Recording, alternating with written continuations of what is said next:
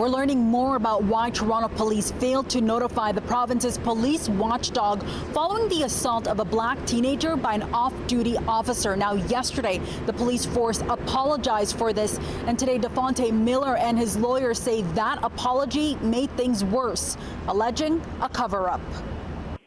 How it was orchestrated remains a question.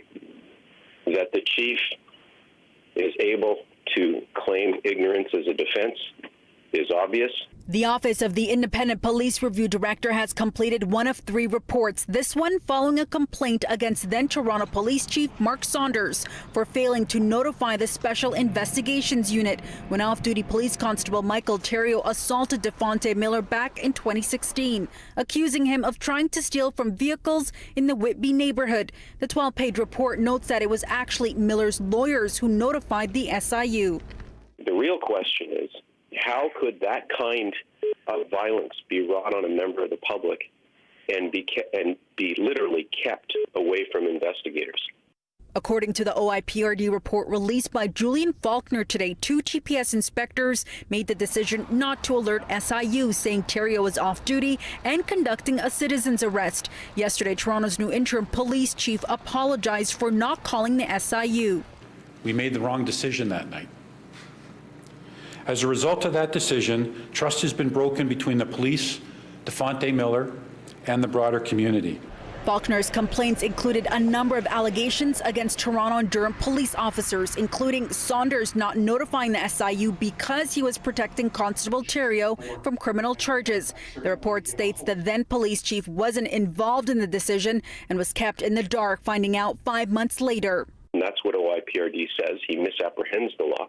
It appears that ignorance of the facts and ignorance of the law are a defense because, of course, Chief Saunders has received a pass from the OIPRD. There have been retirements of 3 key senior Toronto police officers involved in this case, as pointed out by Faulkner. Top cop Mark Saunders stepped down last week, and John Theriault, Michael's father, retired in February from the Professional Standards Unit. Question remains, what role did Toronto Police Service Detective John Theriault, Michael Theriault's father, have in this matter? The fact that the chief of police was ignorant to the facts of the incident and also ignorant on the law around his duty to notify the SIU does a terrible disservice to the public he was sworn to protect.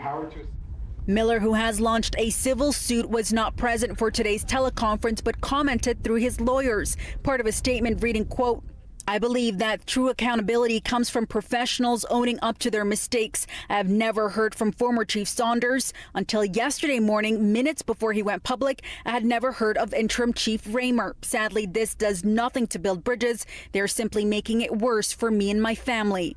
A judge found Michael guilty of assault. Both he and his brother were cleared of the more serious charges of aggravated assault and attempting to obstruct justice. The Crown is appealing these acquittals.